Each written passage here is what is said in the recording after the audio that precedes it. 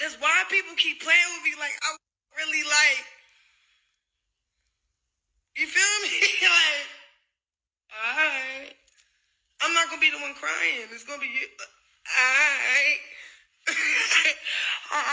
Before I die, they gon' remember me. But being in these streets and slanging heat ain't duck no enemies. I want the toughest nigga. I ain't never prayed up on a week. And your little baby mama live.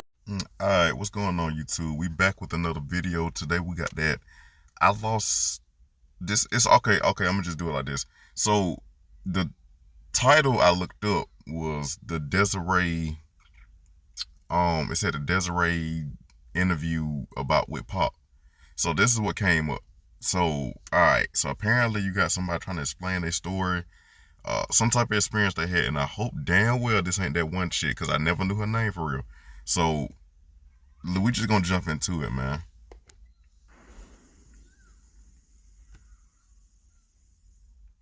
All right, here we go. Desiree Smith. For the people that don't know you, that didn't hear the phone interview that we did 3 years ago, let the people know who you are. Okay, well, my name is Desiree Smith, and I was in an on and off relationship for about 3 years with Tupac, and Oh damn.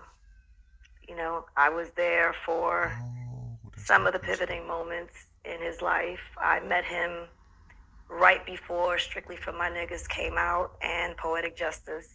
So he was kind of unknown at the time, and I got to spend a part of his life and my life with him up until maybe a couple months before he passed away. Don't you just hate when characters come out of nowhere and get to saying how they was always here or this, that, and the third? I'm like, what? Don't start popping. I hate people that pop up after you die. Don't do that. Dude, don't do that, bro. Okay. So with that being said, man, let's start it from the beginning, man. How did you meet Tupac?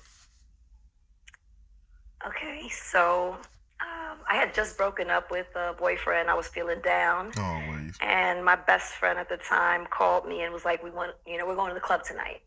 Every And time. I was like, I don't really feel like going to the club. You know, she was like, no, you're not going to sit in this house and be depressed. Get dressed. We're going out.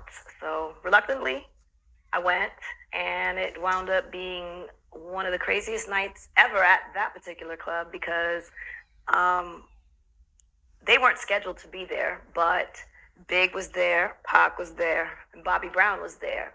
Not Bobby They Brown. asked them to, I think Flex was a DJ back then. This was a club called The Muse in the Meatpacking District, now Yeah, as it's Flex. called.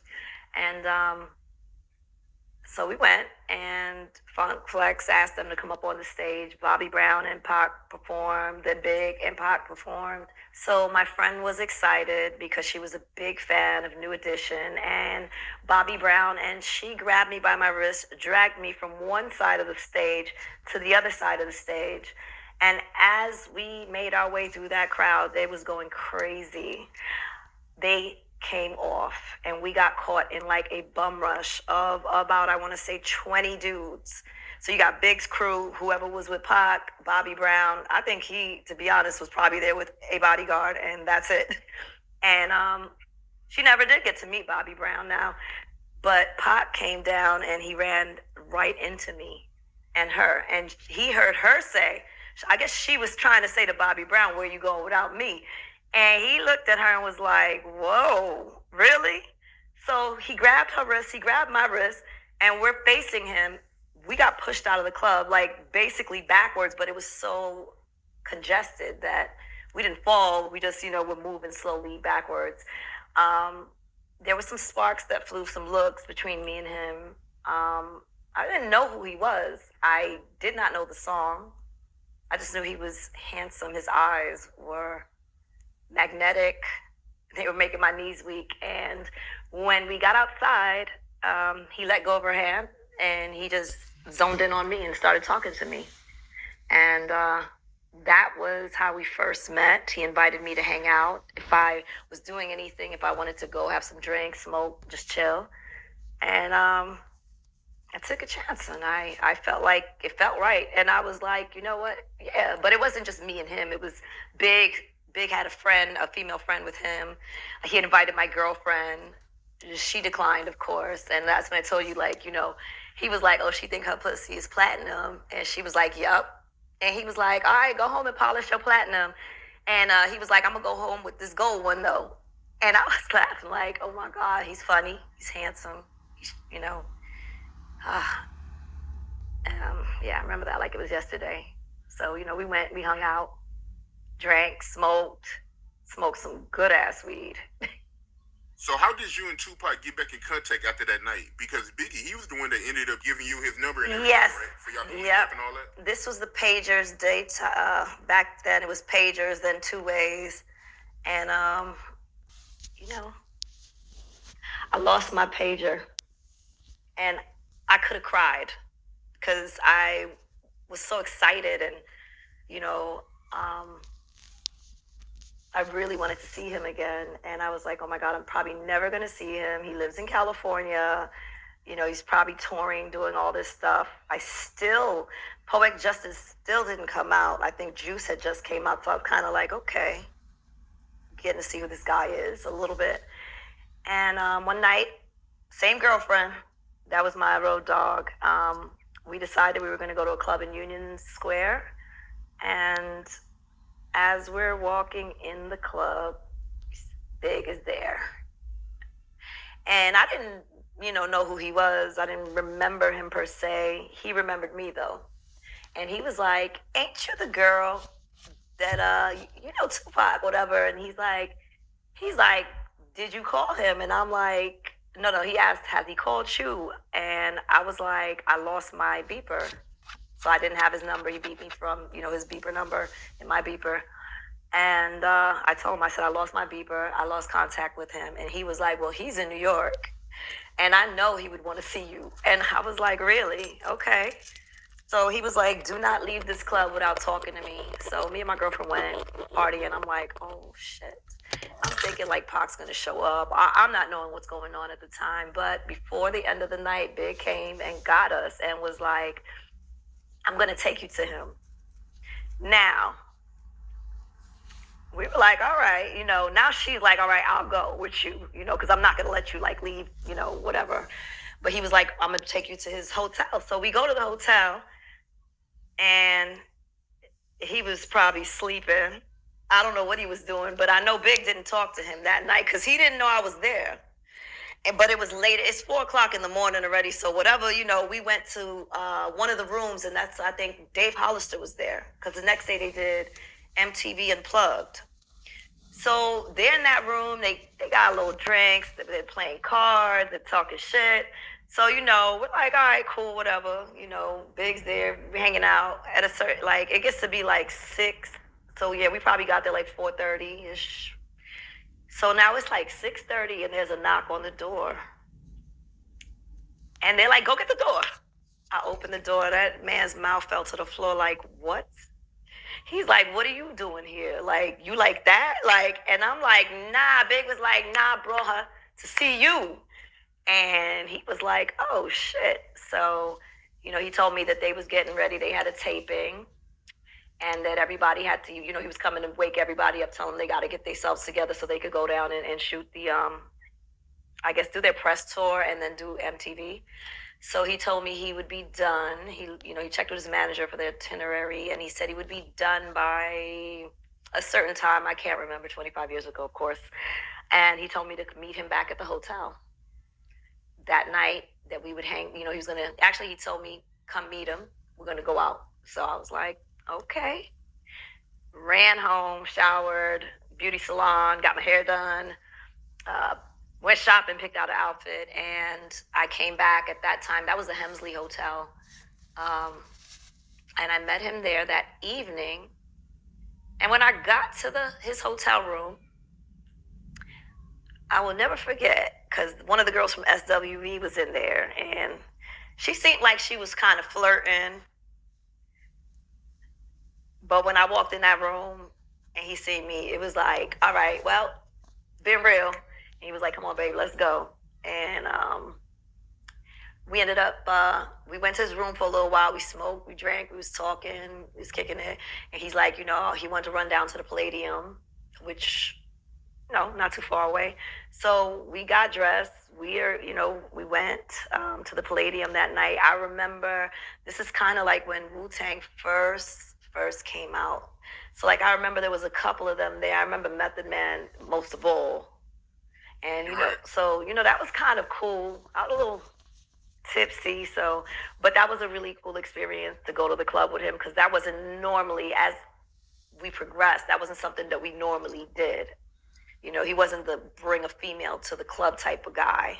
So I was, that was a nice experience that I got to have with him that night. So what is some of the stuff y'all did? Because you said that he wasn't the type to take you to the club. So what is some of the stuff y'all did for hobbies when Tupac was in New York chilling with you?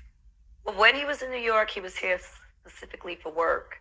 So when he did go out, and I think the scene back then in New York was a little, you go out with the homies, or he started hanging out with certain people from New York City. So one thing I know, he never brought me around those elements.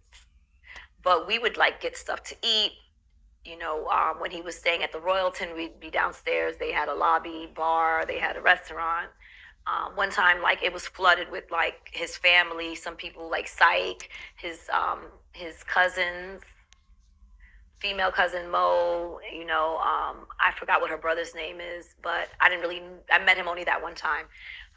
So that night we were all in the lobby hanging out, drinking, talking, not smoking. But, it was like a vibe down there.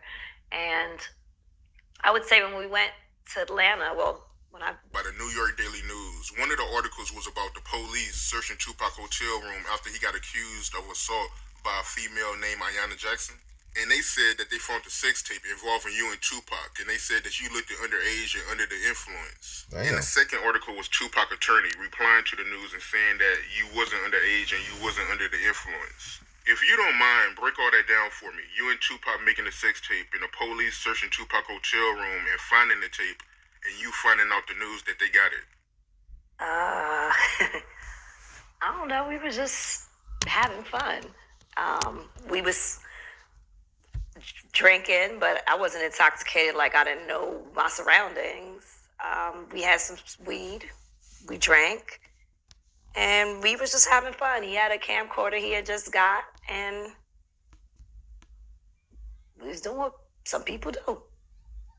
I usually don't do that, but I did it with him, and I didn't expect for it to go the way it went. And it was his lawyer that was the one that came and met me, and then, told the cops and the press that he had interviewed the, in fact, person.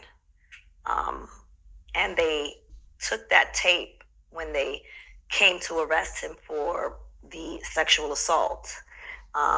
They confiscated, I guess a whole bunch of stuff. We're looking for any type of evidence. And they saw that tape. We were both, what's hilarious is we weren't that fucked up. It was weed, it was a drink or two. Or three. And, what ended up happening with that was they put that out. His lawyer, he called me, told me his lawyer would be contacting me, his lawyer's name, and that he was going to come have lunch with me, and we would discuss, he needed to interview me to see what direction he was going to need to take this in. But as truth would have it, I'm not going to say my age, but I'm sure I don't look how old I really am.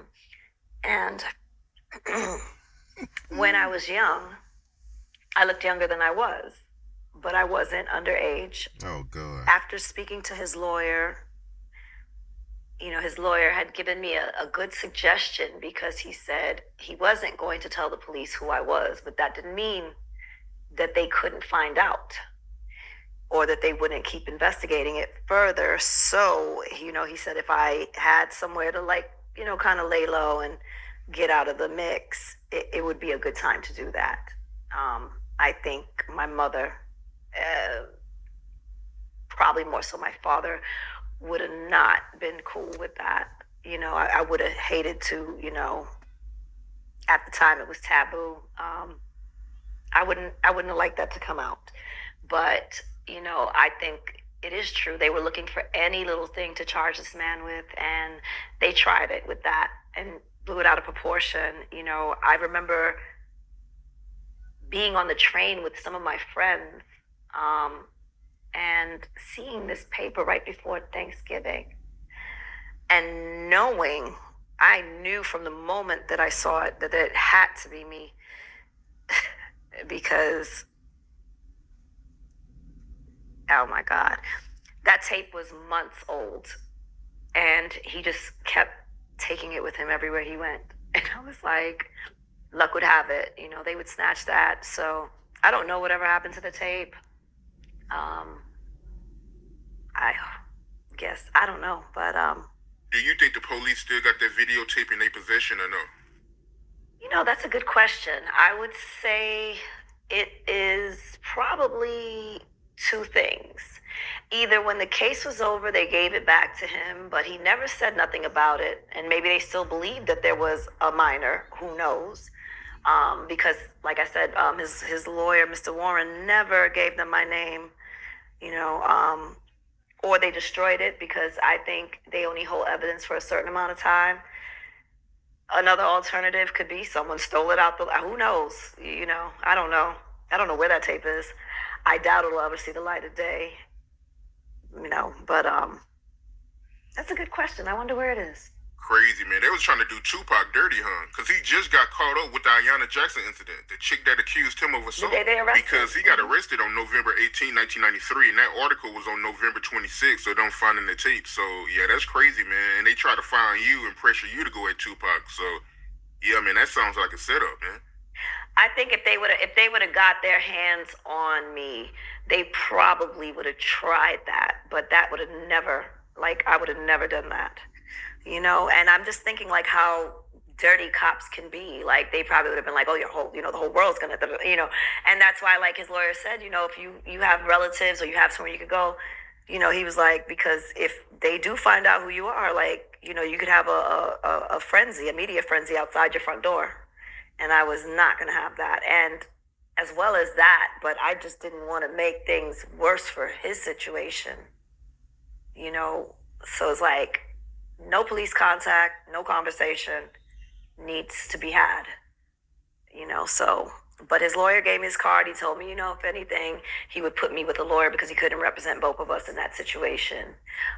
It would be a conflict of interests, and, but he gave me some pointers on how to handle myself. And it was funny because Pac was like, you really impressed my lawyer. He really liked you. He was talking so highly of you. And I was like, oh, that's so nice. Okay. Sitting here did he see the fucking tape? But, yeah, that was I was not a fair weather friend. I was there for him. And I, would never have turned on him in that situation. They were trying to probably, establish a pattern of conduct because their case was not as strong as they were trying to pretend it was. So if you could get a whole bunch of women to, jump on the bandwagon like what they do nowadays, and not to discredit people who have been abused or in situations, but there are cases where, people say, hey, maybe a paycheck, a payday, let's all say, hey, something happened to me, which is foul because it discredits women that something really did happen. And in my case, there was nothing that happened. It happened then. It happened after. We were dating. So that's what people who date do. Wow. So, okay. So now wow, bro. Yeah, y'all got this one, boy. I still can't take her serious, bro. Studios incident. How did you find out Tupac got shot and robbed?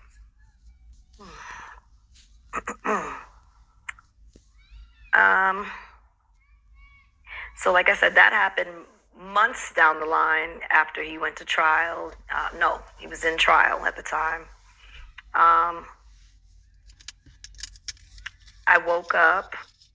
Once again, every time I found out something bad that happened to him, it's I woke up and the first thing I saw was the paper, because I used to, read the paper every day. go get my coffee, bagel, newspaper, and I saw that. I put that shit down immediately, got dressed, and ran to the hospital. We were on the outskirts at that time, and I didn't care. I was like, something's wrong. You know, I care about him. I'm going to go check. I got there maybe 15, 20 minutes. He had already left.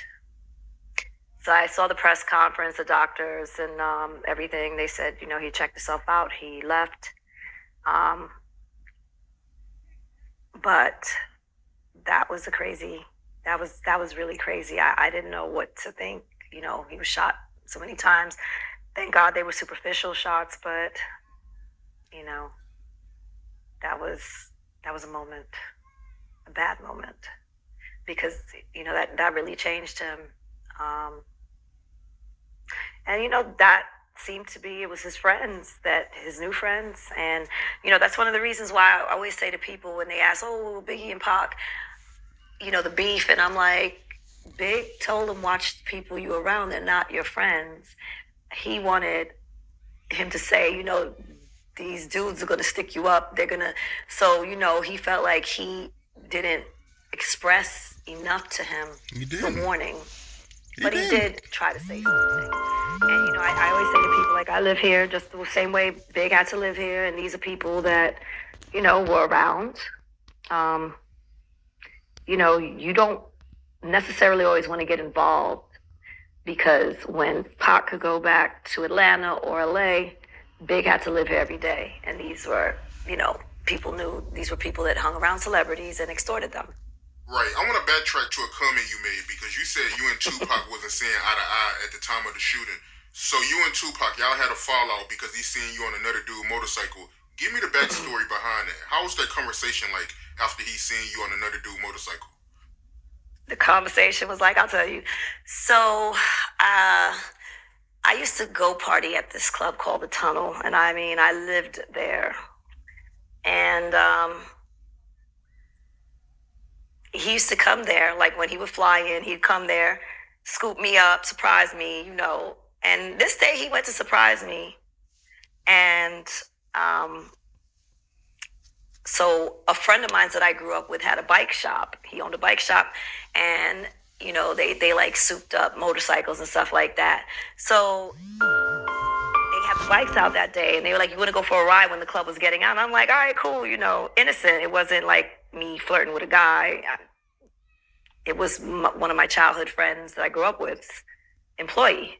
So I went for a ride, and as fate would have it, this man and his friends are standing there when he pulls the bike back up to let me off right in front of him. And, you know, kicking it with out here in New York, she's mad cool.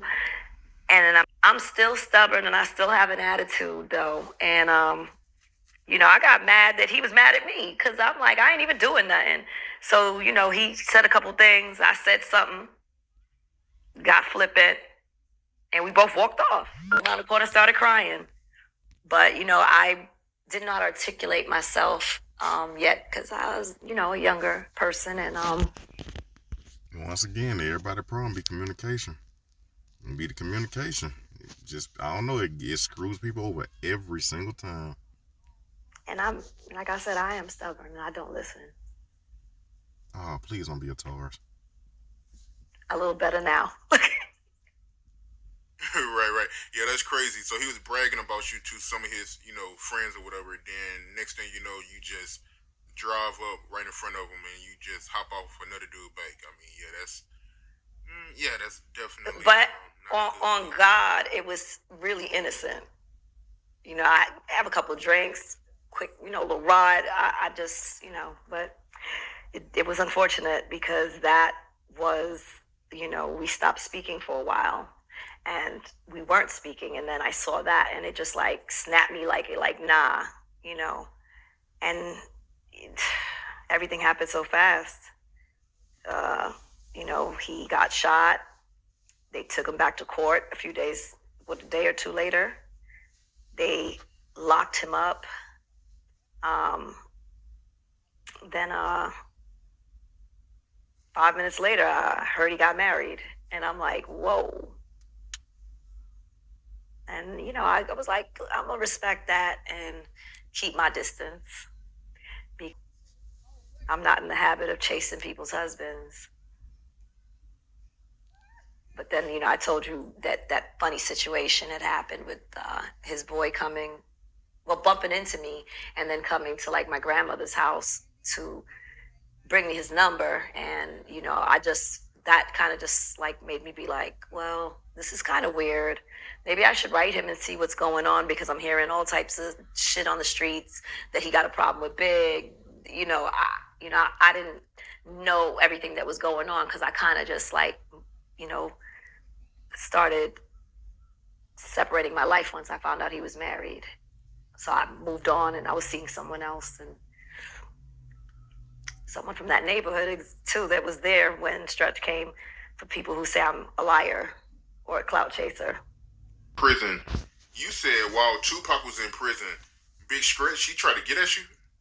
Well, basically, he saw me. He said, Pac would love to hear from you. I'm going to get his information. Give me your number. And, he called me and he's like, yeah, I'm going to come, stop by, drop this off to you. Boom. But when he came, that wasn't the conversation. And that's factual. Like, he was like, so, what's up with you? And I'm like, oh, did you get his address, his information? And, he just was having his own conversation that had nothing to do with this man's jail info. So, I just, like I said, like, that was like, okay. But that wasn't even it, because, men will be men. If you see an attractive female, you may want to get at her. You may not care whether, it's like, I wasn't his wife. I wasn't, I was somebody that he talked to. And when he was in New York, bogus. There were other females he talked to. I hate people that do that too. I'll never go down on like, that's like my brother's girlfriend or some shit, or his ex, or my homeboy's exes or something. I said, a lot of people that do that, y'all bogus. I said, I got like, I ain't gonna call them homeboy, just people I used to know. Man, hell no. I got a few of them that's going with a few of my exes now, and that shit's so damn funny. You bogus if you do that. You bogus. So, Stretch decided to go for his. But when I started hearing like him and Big had problems, and then I seen like a couple of the people, like, not the rappers from Junior Mafia, but like some of the dudes that be with them, I kind of just was like, wait a minute, like, you so-and-so's friend, you with these people. I don't know what's going on. I wrote him to ask him. And in there, I also told him that, your boy tried to holler at me, but, I ain't getting down like that. So, it is what it is. That's when he told me, that a lot of shit was going on. He was beefing with Big. He thought, they had tried to set him up. He was paranoid. So. I gotta ask you, because I remember you telling me this, but you never went into detail about what he said to you. So, when he tried to get at you, what did he say to you? Go into detail about that. What did he say? Messy. You messy. Everybody was just outside. Like, I lived within maybe like a 4-minute drive from where Big and his peoples lived. So, he was like, basically like, what's up with you? What's up with me? And I was like, nothing. I thought you was coming to bring me his information. And I just was like, oh, no, I'm good on that. Like, I'm not doing that to him. Because, I was soft on him. So I was not going to go mess with one of his friends. And then who knows where the line, where time takes you.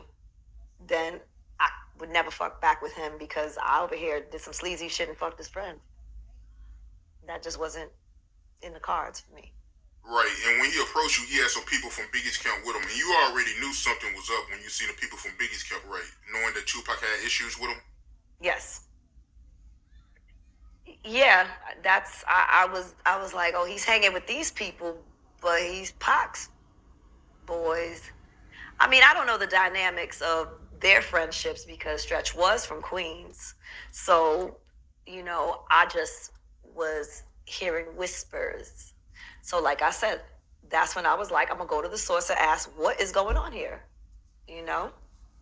And I did. And I wrote him as a friend. I just, I hope everything's good with you. Congratulations. You married. I'm not trying to come into your life and disrupt anything. I just, this is what transpired.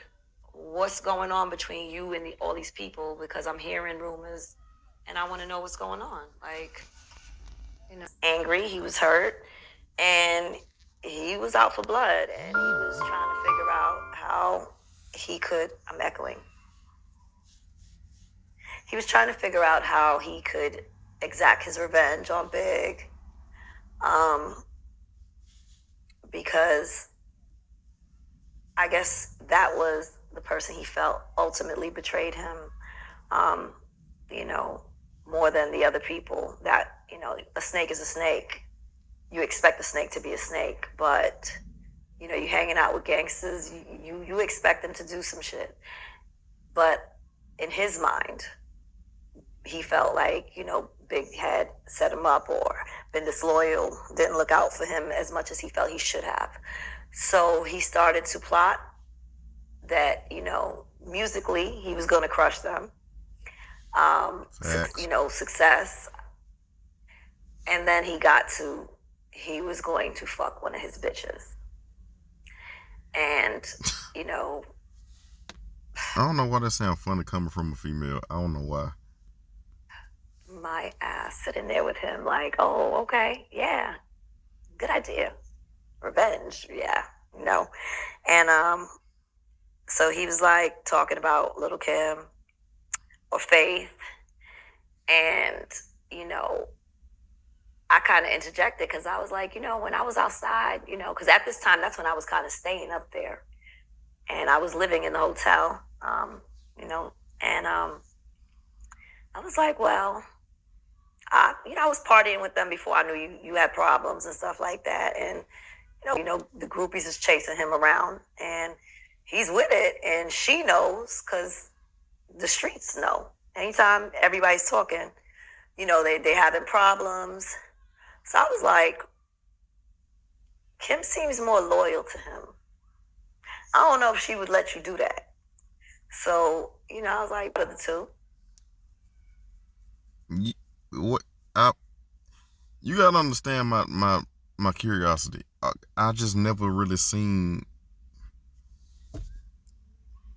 She was helping him.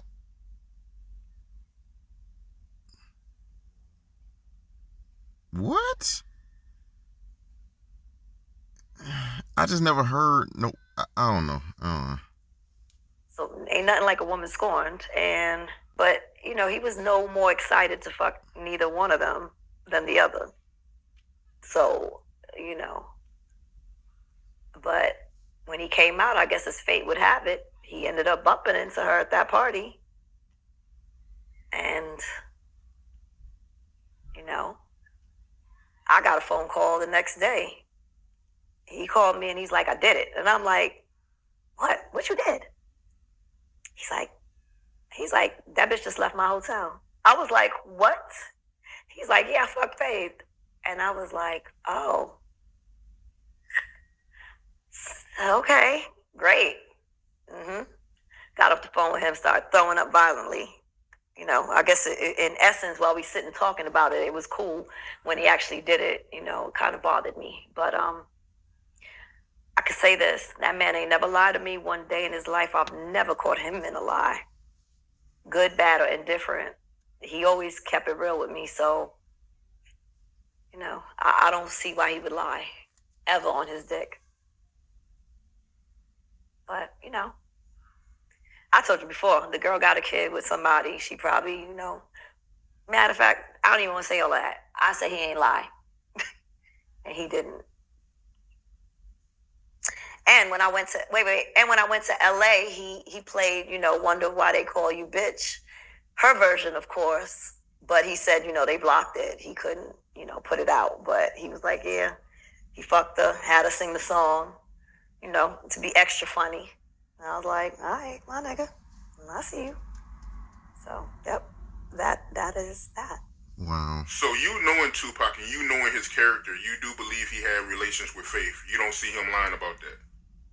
Yeah, I believe it. Why would he call me, of all people, to call me and just say that he just fucked up the next day? Like, Yeah, you making up this story. I don't know. Shoot. I never knew him to be a liar. Ever. I don't think you could bring anybody here that can sit there and say he lied.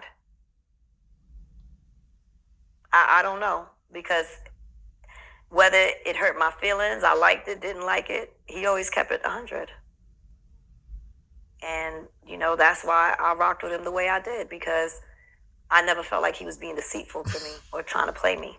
I'm sorry. I'm sorry, bro. Oh my, something about this interview is rubbing me the wrong way. I don't know what it is, but I'm never wrong. It's just something about it. It's something about this interview, bro. I'm not.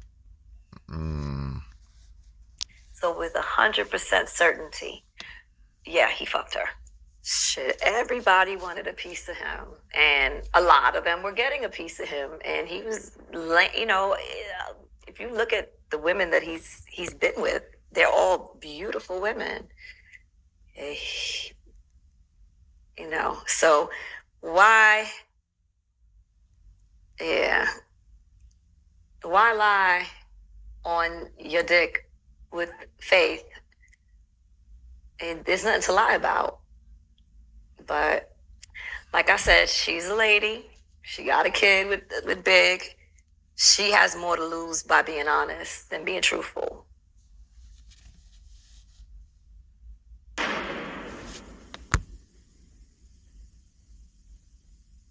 A few years ago, TMZ, they reported about a picture that Tupac drew while he was in prison that he sent to just a little something to get you hot and make you reminisce Tupac. How did that come about, Tupac making that picture and sending it to you? I think he wanted me. Well, first of all, he's in jail. He's not getting no sex.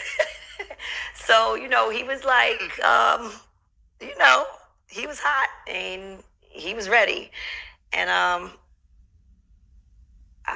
you know, he wanted to give me a flashback of things we used to be getting into. So he sent me that. I blushed as hard as hell when I saw that. I still to this day, you know. But, yeah, that was like, get ready, because when I get home, I'm going to tear your ass up. And I was like, oh, okay. You know, you making me blush. And I'm getting shy. Any other questions about? Oh, yeah. So he wrote the stuff inside, but he actually, I don't believe that he was the one who drew that. I think it was one of his friends from jail. He had like 3 guys that he was really cool with, and I think one of them was could draw really well. So he made the card for me. So how did it feel when you seen TMZ report about it? Seeing TMZ make a whole article about that picture. And I think that picture, if I'm not mistaken, I think it ended up selling for like $21K. TMZ reported. You know, one of my friends texted me, and I was like, "What?" Yeah. Matter of fact, a friend I hadn't heard from in a while, just out of the blue, sent me the link, and when I clicked on it, I was like, "Oh my God!" I was like, "Wow." I heard his estate sold it, and not his family, by the way, but the state, the people that run his thing, that they sold it for a couple dollars, and I was like, oh, okay, you know. But I was it made me nervous a little bit, because I was just like, I'm kind of shy, a little bit private. It was an introvert, extrovert, but you know, I just didn't want my face to be associated with that at the time.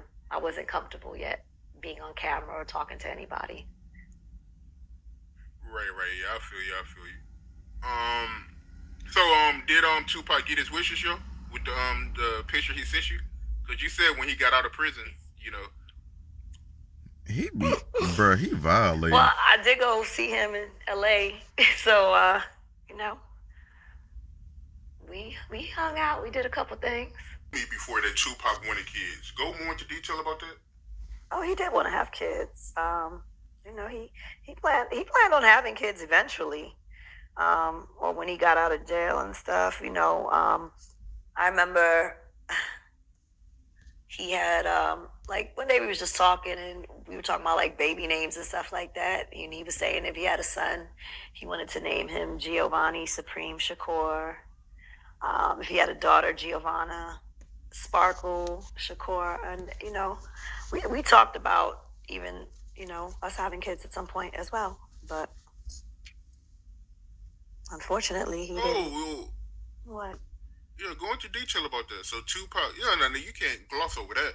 So Tupac, he talked to you before about having kids? He's a Yeah. bad interviewer. Yeah. And that's why we were talking about baby names. Because, you know, the game plan was to get shit settled, get things right and safe, and for me to go out there at the time too, as well as Keisha was supposed to go out there. I believe, you know, he was going to move her to Calabasas and put me in Wilshire, and just certain dynamics and certain things. But we did talk about, you know, having children down the line once he got out, and that's how we got to be talking about those baby names. So I gotta ask you, because you said you and Tupac was working on a baby at the time of his passing, Yeah. but you know, of course, that never happened because he passed away. The first thing that come to mind is Kadada, because Tupac was dating Kadada at the time of his passing. So, where do she Kadada at that time? Where do she come into play? And actually, how do you feel about her and Tupac relationship?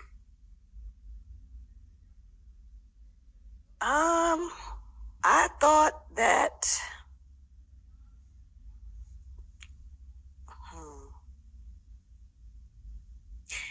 that they had nothing in common. She was from, but sometimes opposites attract.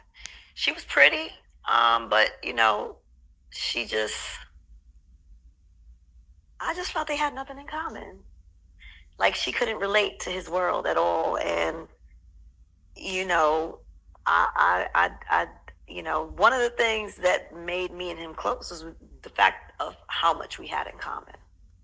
Drug addicted parents, you know, crazy childhood, moving around. She make herself sound, I ain't gonna lie, she make herself sound closer than how he was with Jada, bro. That's crazy. And if he had multiple roles or multiple people that he was just close to, shoot, that's crazy. That's just showing how he might just been a trusting, very, very, very trusting person. If all this stuff is true, and he had all these people that he was like close to and could connect with, because all of a sudden I'm hearing that him and Left Eye was closer than close. Him and Jada was closer than close. Now you talking about this broad. And what about the chick he married? Because I know them two had to been close for a minute before he married him, of all people, to marry somebody. Now she talking about he go to her, he call her when this happened, that happened. What? That's why it's so hard for me to believe. It's like I'm tuning in everybody that we only know of, and she just popped up and like, yeah, we've been. I don't know. That's why I said this is 50-50 for me. A lot, you know, no stability, just chaos, and finding our way to grounding. So I couldn't, you know, aside the fact that, you know, her father's a powerful person and she's an attractive girl, but I couldn't, like, I know girls like that, girls that grow up in privilege, and they, you know, for lack of better words, they're like spoiled brats. And I couldn't see that he would enjoy that for a very long time, knowing him, because he likes down-to-earth, grounded women, cool women. So I don't know, maybe she's cool and down-to-earth. I didn't get that vibe, though. Right, so you don't think Tupac and Kadada Jones' relationship would have lasted? You think they would have broke up sooner or later? Nah. Hell no. Hell no. They might have got married, and they might have, you know, but they would have got divorced. They would have got divorced. That man likes women, and that was the thing. That was the crazy thing. Like, if you dealt with him, and he was keeping it pretty much 100 with you, it's like you could stay or you could You could stay and accept it, or you can go. Either way, he wasn't going to stop what he was wanting to do with himself at the time. And he was young. So I don't know. Like I said before, I don't think he was suited to be married to anybody. If he could have had a harem, become a Muslim, and have multiple wives that he could afford and provide for, then maybe. Multiple wives that he could afford and provide for, then maybe. But to just be with one person, I can't see that. I couldn't. No way. Hypothetically speaking, what if Tupac and Kadada did have kids? Because they was getting married, so what if Tupac would have never passed away and they had kids? How would that make you feel? How do I feel about it? I wish he would have had a baby with anybody. I wish that he left something on earth. Like I said, they were engaged. His mother told me that, you know.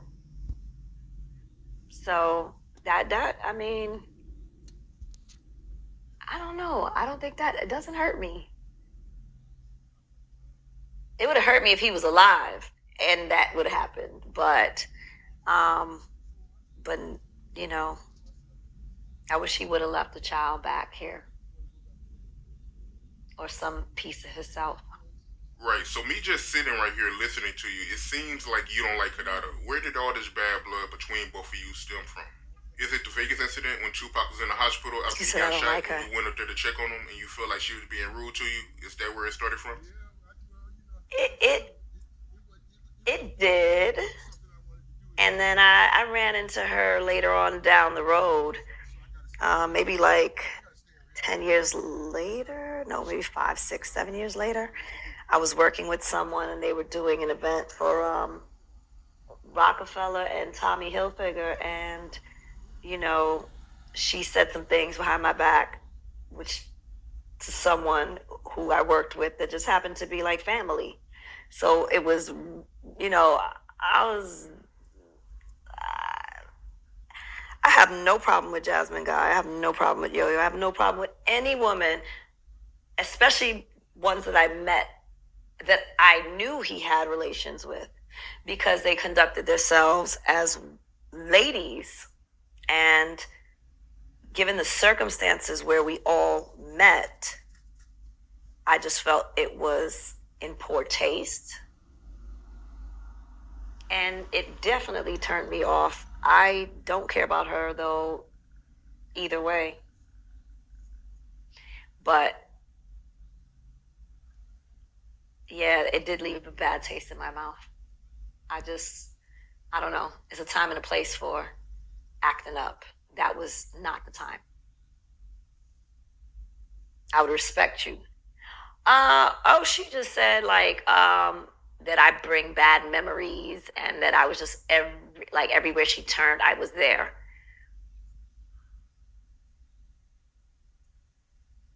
I don't know what to say to that. His family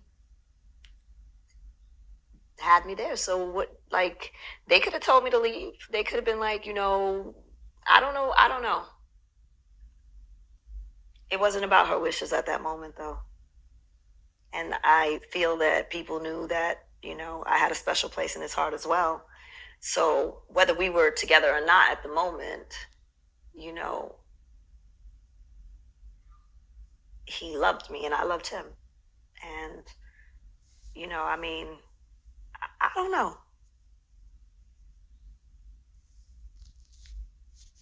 Yeah, I bring bad. It sounds like Pac had a big ass love triangle no matter where he went to. He just sounded like he had a whole bunch of stuff going on that was mainly involving women, bro. Story behind that. Oh, let me see.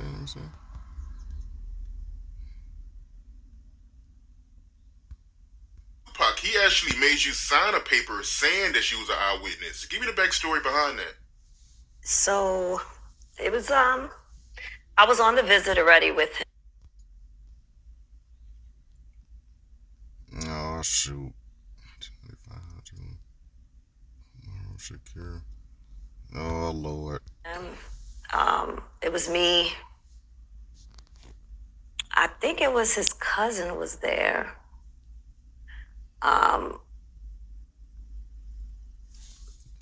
Yeah, And so we were like in the visit, and because David Kenner was his lawyer, they were able to come in because, normally when you go on a visit, it's that visitor.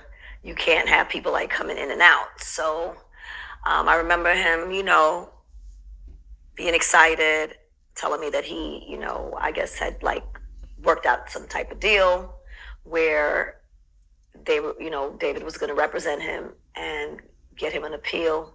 Suge was going to get, the money from whoever to put up so they could bail him out, and he would be getting out soon.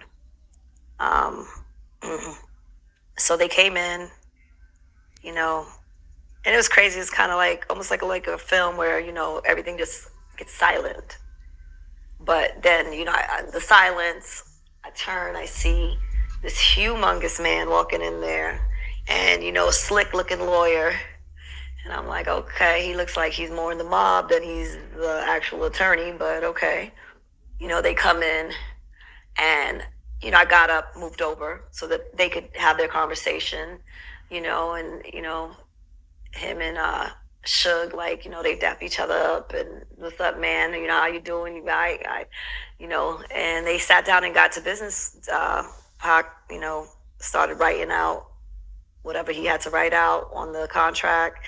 And, they just had a brief discussion. David said he needed a witness. So Pac was like, babe, sign the paper. And I was like, all right, cool. David got that together, left. Him and Suge talked for a couple more minutes. And then, they left. And, it was a little crazy because, and I don't mean this literally, but I guess once they left, he was excited, but he did make this comment where he was like, I just signed my soul to the devil. Like, I don't, it was the only person that rocked with him when everybody else that he had made money with, did business with, pretty much turned they back. Jada tried to get some of the money, but she didn't have all the money, to get him out of there. So it was his relief, but under different circumstances, I don't know that he would have made that choice. Although it seems, after he got out, that they became really good friends, and but that was the mood, and everything that he did, damn near his whole life, was to make sure that he put his mother and his family in a good position for life, so that they would be well, and he was going to do whatever it took. So he really made that comment after he agreed to sign with Death Row that he was selling his soul to the devil? Yeah, he said he felt like he was signing, like he signed, what is it? How does the saying go? He sold his soul to the devil. Signed his soul to the, like he was signing his soul to the, that's what he did. That's what he said. And no Illuminati conspiracy theories, like, no, none of that. Like, I guess, I mean, I don't know. I can't say exactly what he thought in that moment because I don't know. I didn't ask. I just was like, you're getting out, that's the main point. You're getting out. What was your reaction when Tupac finally got bailed out and signed with Death Row? How did I feel? Yeah, like what was your reaction? I was happy for him. He needed to get out of there because that place was, kind of like eating away at the goodness in him. He was kind of turning like bitter, and that was not a good experience. Jail is not a good experience for anybody. It doesn't rehabilitate people, and especially when you didn't commit the crime. Oh, well, yeah. So I started, like I said, I knew him from the beginning of his fame, starting to right before he passed, and he was changing. He wasn't the same. Those experiences started to make him cold. So I was very happy because he needed to get out of there. Who knows, that really traumatized him, and it was something that really hurt him. And I was very happy. I knew, I'm the person, like, I ended up going back down to New York with his aunt. Yaki's mom, and he gave me some money. He told me to go shopping, get him some stuff. So like I got all his stuff that he had on when he got out of jail. I kind of had forgot that, but I remember I went to Saks. I went to I think VIM, not Saks, Barney's. And that's where I got him the Versace underwears. I got him that sweater and his clothing. So I knew he was getting out and exactly when he was getting out, and I went and I got him his stuff. I came back up and got him together. And Make you wonder what all these other celebrities be having, who they be having in their circle when they get out of jail or whatever, and who be organizing stuff for them. I was very happy because I thought, never would have thought things would have turned out the way they did, but, I thought it was a new beginning and that, he would get through, the anger and stuff. And I just knew he was going to be so much, that he had so much plans, so many, I wouldn't say dreams because he was going to actually put his plans into motion, start making films, writing films. So I was looking forward to that. He wanted me to help him with writing the films and things like that. Just everything kind of went crazy. Right. So that picture that's online of Tupac, he is leaving the prison and he's getting into the white limo and he got the white snapback on with the white sweater on. That's all you? Yes. I bought that, all of that. Everything down to the socks. You was in the Bay when you found out about the Vegas incident? Yes. Yep. I went. My mom called me first thing in the morning and is like, "Are you all right, baby?" And I'm like, the time difference. She's in Queens. I'm in Hayward. And I'm like, "Yeah, I'm all right. Why?" But I couldn't sleep that night. I was like tossing and turning, restless. And she's like, "You didn't hear Pac got shot?" And I'm like, "Pac got shot?" Now I'm thinking like, Quad, oh, he got shot. He's gonna be all right. Everything's fine. She's like, "No, like he's really hurt." I turn on the news. I start to freak out and panic. The people I was staying in their house, I'm like, I gotta get out of here. I gotta get to the airport. Like now, I got dropped off. I get on the flight. I'm like, anxiety. Because now it's like, it's serious. And I know it's serious. I think in all that motion, I find out where he's at. And I go there. And I guess almost all his family is already inside because they have like a private waiting area. So the first people I see is his cousin Mo, and I see Kadada Jones, and they're distraught. And Mo sees me, and she's like, "Oh shit!" Like, "Hi." And yeah, I see the other one with her face turned up, looking crazy. And I'm like, "How is he? What's going on?" And she's like, I forgot what Kadada said. It was something that just kind of threw me off. Like, "Girl, worry about your man in the hospital instead of worrying about the female that has been his friend."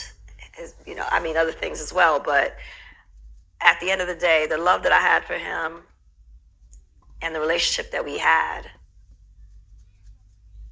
you're going to put a little bit of respect on my name because I'm not just some fan or some body. I've been with and through some things with him, and, so his cousin was like, "Oh, I'm going to go grab my aunt."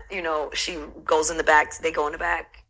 And she gets the aunt, and, Yasmin comes out, and she speaks to me, and she tells me, like, his condition, what's going on. He's, induced in a coma. Did I want to go see him at that moment? I said, no.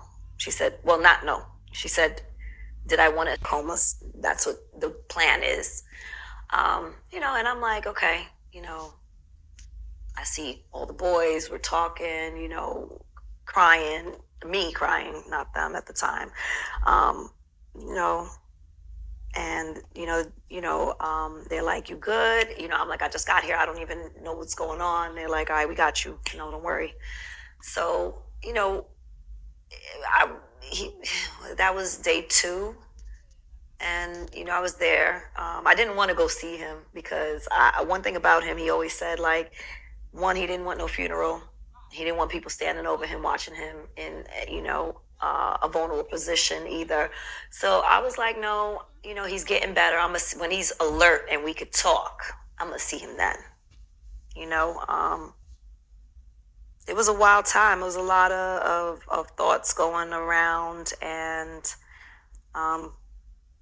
like not knowing who to trust, who could come in, who could even come inside the hospital. It was very limited. A lot of people did show up for him and show love. I remember seeing Hammer, Yo-Yo came,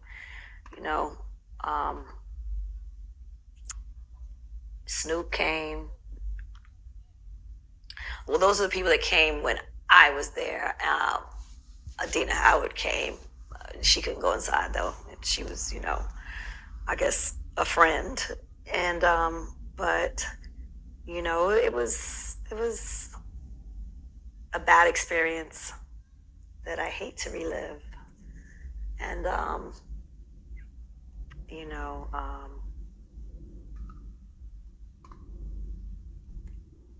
we thought he was getting better, and but he did have a lot of things, trauma and stuff going on with his body. So the day he passed, the day before, they were like making arrangements to put him in a rehab facility, I think in Arizona, because he would have to learn how to breathe again, get back to like walking and using his hands properly.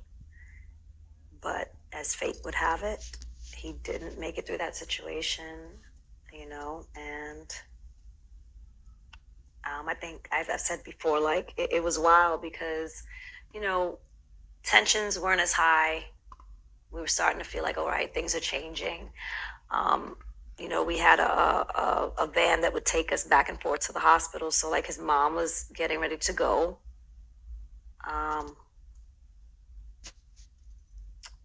And I was downstairs, so I believe I was going to the hospital as well, because I block out a lot of that. But she started winning at the slot machine at the same time. Like, how in Vegas, you're just in the lobby, they have the machines there. The machine, she hit. And this is the same exact time this man went into cardiac arrest. And that's when she got the phone call, and it was like everybody hit it. I thought that was ironic, and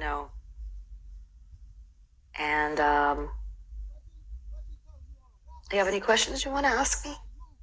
Kadada Jones, so when she seen you, the energy was off. Like, she was feeling the type of way seeing you up there. Yeah. Did she know that you and Tupac had a prior relationship before her, or? I do not think she thought anything. I don't think she knew that. I think that she probably just thought I was A or B, a fan or a mistress, because they were in a relationship. The next day his mother had told me, like they were engaged. So, I think she just thought I was, she's his girl and nobody else belongs there. But there were other people that had love for him and cared about him. So, and I don't know what was going on in their relationship as well, whether he was stepping out or not. Me knowing him, I find it hard to believe that he would be with just one woman, especially at that time. So. Is it true that Tupac used to get in death threats while he was in the hospital? Like, people, they was calling up to the hospital saying they was going to kill Tupac? Yeah, that was, they were people calling and having, they were calling with death threats. In shifts, at no point in time was he ever unattended by family members. And, so, there was like, certain days I would stay there with some people overnight, like we would just have a few of us taking different shifts, different times of the day to stay and just make sure, nothing happens. Try to protect or, just be alert. Take me through the moment when you found out Tupac passed away. I was coming down the elevator. The escalator. His mom was in the lobby. We were getting ready to get in the van to go to the hospital, and she got the call, and she said, he's flatlining. And everybody ran. We got to the hospital. We're waiting to hear some type of news. When she comes out, and she just says,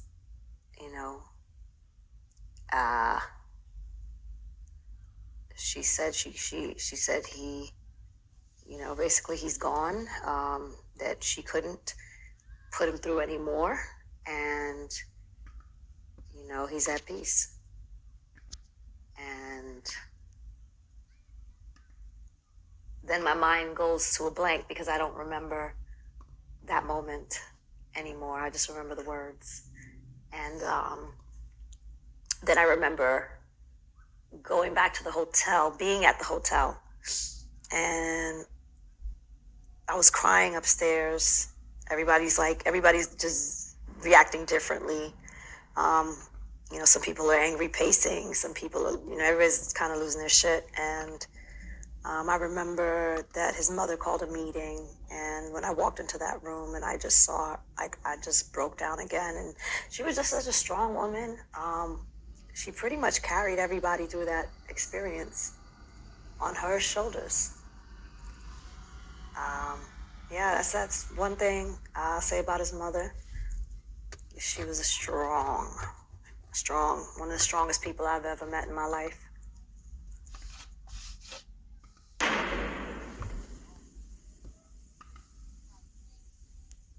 Tupac, he made a comment to you before, and he said that he slept with the female that played Hillary on Fresh Prince, Karen Parsons. How did that come about, him saying that to you? We were at the hotel, we was just probably laying in bed talking about stuff, and I think the conversation kind of went along the lines of that females I wouldn't even think that would be I guess into him or fuck with him, that I would never expect. And then that's when he was he was kicking it with her. That was when I first, when we first, maybe 6 months into us, dealing with each other, because I asked him, does he have a girlfriend? Do you, what's this, that, third? And he was like, nah, you just people he sees, he be kicking it with. So, he told me a few things. So I was like, oh, okay, all right, cool, because I wanted to know. As you start to catch feelings for someone and time goes on and you're dealing with them, these are the type of conversations you have. But he was very direct, so that when he was speaking about her in instance, he was just saying yeah, she don't even seem the type, right? And I was like, nah, hell no. It's all right, cool, whatever. But I mean, you would have a harder time finding women that he did not sleep with, that was on the scene at that time. You and Tupac, y'all had a homie type relationship, and y'all was friends with benefits, and he would tell you stuff that he wouldn't tell other females. And if I'm not mistaken, he made a comment to you before about Johnny Gill, right? Tell me about that. He did.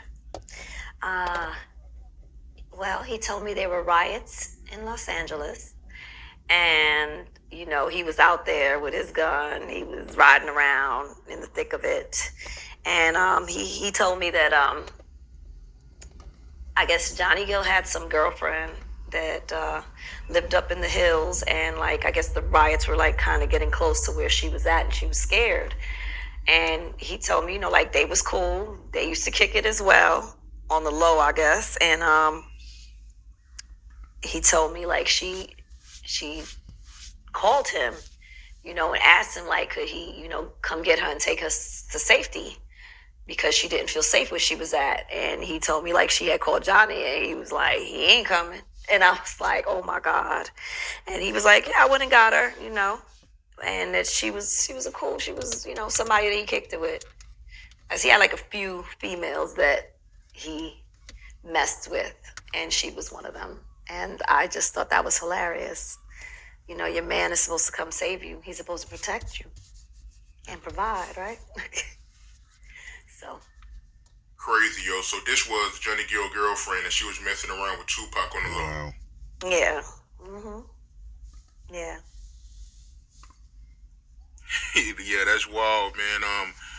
You being around Tupac and you knowing him, was that something coming? Him messing around with other dudes' girls? I think so. I think it pretty much was because I mean, from what I saw, a lot of women were throwing themselves at him, you know, or flirting. I won't say throwing themselves at him, but he was very charming, and he got, he got what he wanted, and a lot of women wanted him. So he did mess with a few people's women's wives, all types of stuff. Wow.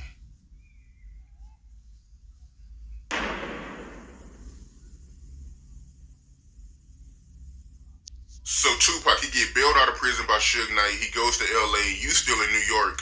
How did that come about? Give me a detailed account of Tupac flying you out to LA and you spending time with Tupac. That was always the plan, that I was going to join him out there. Keisha was supposed to as well, but it was an elaborate plan. But everything, they ended up separating, but he flew her out to Atlanta he told me, for Thanksgiving, and then after she went out there, I went out to LA, and it was a good time. We had a very good time. So he flew me out first class, JFK to LAX. His assistant, I think his name was Hendrick or Kendrick. He picked me up, and I'm like, okay. But he told me Kendrick was going to pick me up. So I went with him. We get in the car, and he pops in Pac's new album that hasn't dropped yet. And he starts playing some songs for me off of it. And he's like, I got to play this for you, though. He was like, he told me to play this for you. And I'm like, word, oh, okay. He's like, he's talking about you in, two of the songs that he played. And, I felt amazing. I was excited. And one of them was I Ain't Mad at You. And the other one, which I was like, here we go again. It's The Picture in vocal form, which is I'd Rather Be a Nigga. And I'm like, oh, okay, here we go with you. And, we pulled up to the Beverly Hills Hotel, and, when I got up to the room, he opened the door, and I just jumped on him, and we chilled. Then he's like, get dressed, babe, we're going out to eat. And he took me out to Monty's. I hadn't seen Psych, none of the boys, when I got to the hotel. I just seen his assistant's chick, and him. And so I was so happy to see all of them because, while he was in jail, even before that, before he went to jail and I went to Atlanta, I got to meet them, hang out with them. When he was in jail, I got to, I think that's when I met Muta, and I met his little brother when I was in it. No, I think let's take it back. I hadn't seen them since Atlanta, and then when he was in jail, when they came to visit, because, they would come stay up there. Like I said, I was staying in the hotel. I was living out of the hotel, so they would come. We'd have, the adjoining suites, and, I was, spending a lot of time with them, getting to know them. So it was good to see all of them. I was excited, and it was a good time. We drank, we ate, we laughed, I was like, all right, good. This is where you need to be. This is the life you need to be having. And I remember the next day I played him this song that I had listened to, because that was kind of something that we used to do. He used to play a lot of old school music, a lot of rock, every type of genre you could think of. And he'd put me on to certain songs. I'd put him on to certain songs. So there was this song in Jamiroquai, and I was like, this beat is sick. I could see you totally killing this. So I played it for him, and he was like, all right, bet. So he dropped some money and was like, go, we right over here in Beverly Hills, Rodeo Drive. He was like, go shopping. He was like, give me a couple hours. I'm going to be back. I'm like, all right, cool. When he came back, he's all like happy, excited, and he played for me the song that they made, which was Who Do You Believe In? And I was like, oh my God, you actually really like listened to me and liked it. And I was like, that's dope. So, that he took me to, he had just, during the time when I was out there, he had just gotten his apartment on Wilshire. He still didn't have the house in Calabasas yet. And so we went over there. I got to go see it, before the furniture and everything came in. And, we took me to Pollo Loco. That was his spot. Like a little, a Mexican, like Popeyes or whatever, but it's grilled chicken, and he just showed me, went to the studio with him. Like I said, oh my God. No, that was the second day. The third day is when he went and did the track. The second day he took me to the studio, showed me all the songs that he was working on. I was like, wow, because Me Against the World was pretty good. But All Eyes on Me was crazy. And I was like, this is going to kill. Like, it was crazy. I just knew that was going to be like a monster hit. So that was cool, sitting in the studio, listening to music, drinking, smoking, boys running around, playing football outside, talking shit, laughing. I want to backtrack to a comment you made earlier. You said that when you landed in LA, his assistant, Kendrick Wells, he picked you up and he played some songs for you that Tupac made for you. What songs was it? It was I Ain't Mad at You. He was like Mike Tyson, me, and I think one of his childhood friends he was talking about in that song. And then the other one is I'd Rather Be a Nigga with him and oh my God, Richie Rich, I think maybe. I'd have to Google that. Yeah, Richie Rich. Yeah, that's him. Yeah, he was in that song. Yeah, so I was like, that one was like, oh, okay,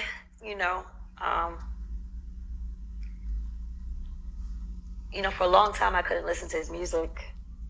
But now when I hear some of his songs, and especially like those two songs, it just takes me to somewhere, knowing that they were about me. And I know, like, even though he didn't tell me on the Machiavelli album, I know, like, the song Just Like Daddy, there was references towards me. Could have been other people as well, but I'm pretty certain that was, I think it was called Just Like Daddy. No, I know the song Just Like Daddy, but what's the reference?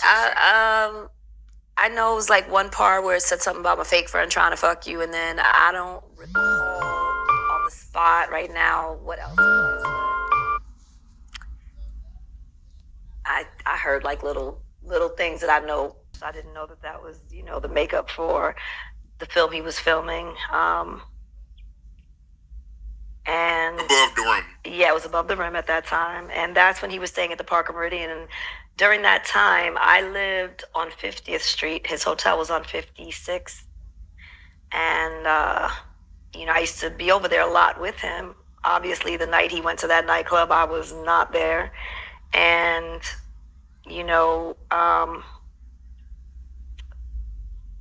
once all that was said and done, and I saw him, I knew it wasn't true. I didn't have to get an explanation from him because I had been spending so much time with him. I knew him as a person. He was not someone that would force a woman into any type of sexual encounter, not need to do it either, and when we did finally speak and he expressed to me what had happened, I was like, what? Okay, I understand, she sucked you off in the club. That must have been exciting. You slept with her.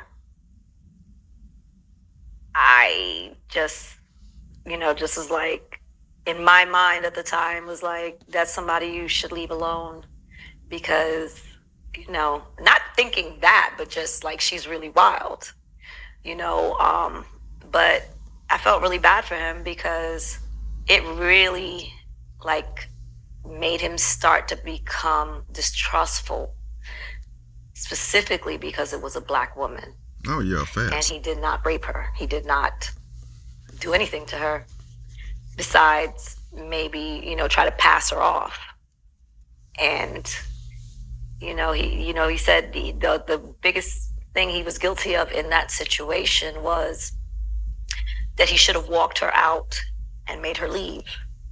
And, I agreed with him. It was a shame that he had to go to jail for something that he did not do. And I feel like that girl is responsible for his demise as well as Big's demise, because her chain of events is what started pretty much everything. Backtrack, because you made an interesting comment. You said that Tupac, he actually spoke to you about exactly what Ayanna Jackson did to him in the club before she actually accused him, right? Yes, he did. What exactly did he say? He just told you that she gave him fellatio in the club? She came up to him. I believe they might have been dancing, and she went down on him and sucked his dick right there in the club. And he was like, "That's wild." Like, Yeah, that.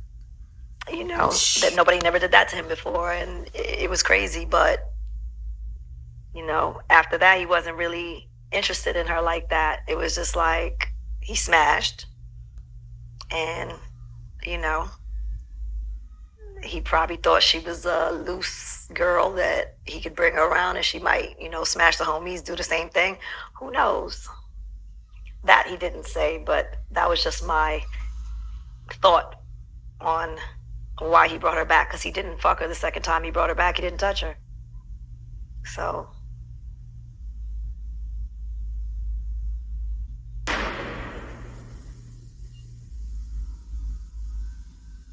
Do you know why Tupac didn't have a funeral? yeah, he would never want a funeral, not a casket. And they did do something for him on the beach. I remember Psych had invited me, but I still was like, and they scattered some on the beach. But he would not have wanted people to stand over his casket and look at him. He did not want that, and I've heard him express that to me, so I know that for fact. They did have like a little service at Jasmine Guy's house, but then they scattered his ashes years later. Right. Was you there when they had the service at Jasmine Guy house? I was outside. I didn't want to go inside. Why? I was not in a very healthy place at that moment. Like I didn't bathe for like 2 days, maybe 3 days. I didn't eat. I didn't even speak probably for like 2 days. I think the first time I spoke was actually when Jasmine Guy came to his apartment in Wilshire, and she bought food. And I asked her if she had liquor, or where's the liquor at? Like, I was on a liquid diet for a few days. I was just distraught. I thought I'd have more time. I thought I would see my friend again. I thought, we would reconcile and probably fight again. But, and that was a lot to deal with. That was my first true love. Yeah, that's pretty much. I didn't want to do nothing. What was Tupac and Jasmine Guy relationship like? Did he ever speak to you about his relationship with Jasmine Guy? When he passed away, I don't know what their relationship was. So she decided she just fell in love. That's really what I'm getting out of it, because this whole interview you've been talking about how you knowingly know he been messing around with those bras, you still want them. That's crazy. Telling you all his secrets and stuff. You was basically the perfect side chick. That's crazy. The time, but they did date before, and I would say she was somebody important in his life as well, that he trusted, and that he liked her. He told me that. He told me when they started talking and whatever. Like I said, if I would hear something, I would ask him, and he would tell me the truth. So it wasn't like we were just laying there like, I fucked this. No, it'd be like, oh, I heard, or we'd, be talking about a certain situation, and then, things would come up. So I was like, I heard, you and old girl, and he was like, yeah, and he was like, she's cool. He likes her. She's fun, I was like, oh, okay, cool. When he got out the hospital, he went to her house and stayed there with her. And knowing him, he ain't gonna just go to just anywhere or with anybody. He's gonna go with somebody that he trusts. And, which is crazy, but in his life, a lot of women that loved him would go all out for him. Sometimes it's women that'll hold you down more than a man will. All right, that's the gist of it. I'm sorry, I'm just one of the people I stand on all 10. Interview still rubs me the wrong way. I mean, it's still something about it that I'm like, I'm still 50-50 on it. Some stuff, she got some key points, but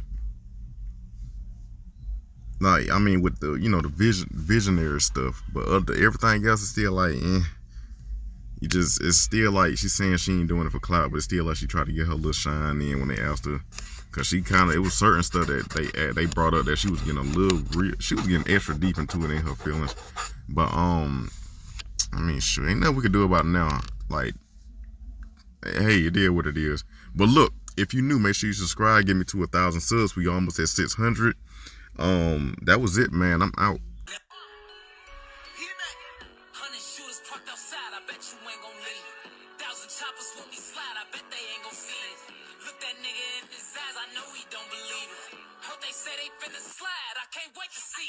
Homicide all on my line. Fuck the judge and priest.